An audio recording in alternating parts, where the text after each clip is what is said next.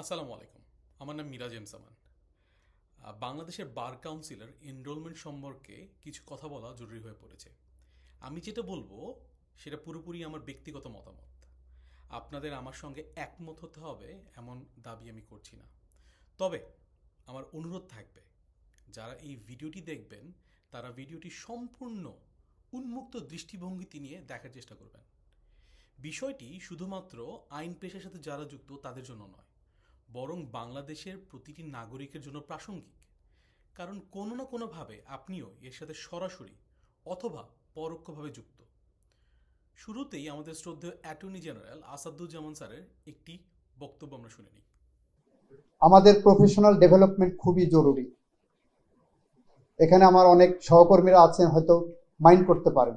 এখন পর্যন্ত প্রপার একটা পিটিশন ড্রাফট করার জন্য তাদেরকে চারতলায়, যেটা জয়নুল আবেদিন সাহেব বললেন, চারতলার সহযোগিতা নিতে হয়।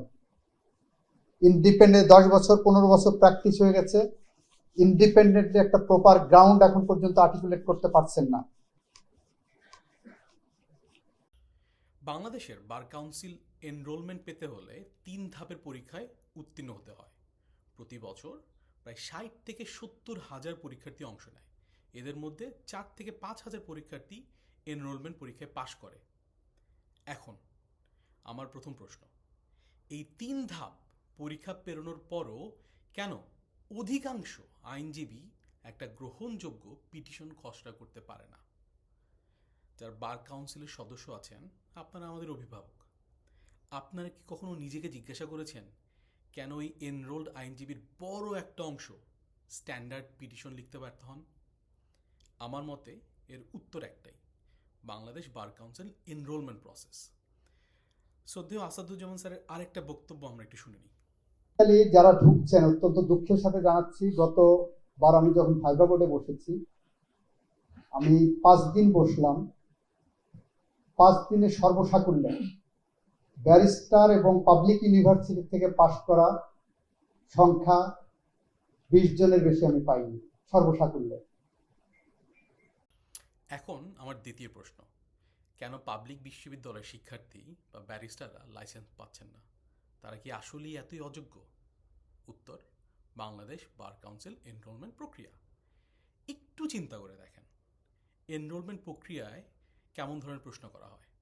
যারা পরীক্ষা দিয়েছেন তারা জানেন, civil, criminal, evidence, penal code, এ থেকে প্রায় 500 ধারার মতো হুবহু মুখস্থ না করলে আপনি পাশ করতে পারবেন না।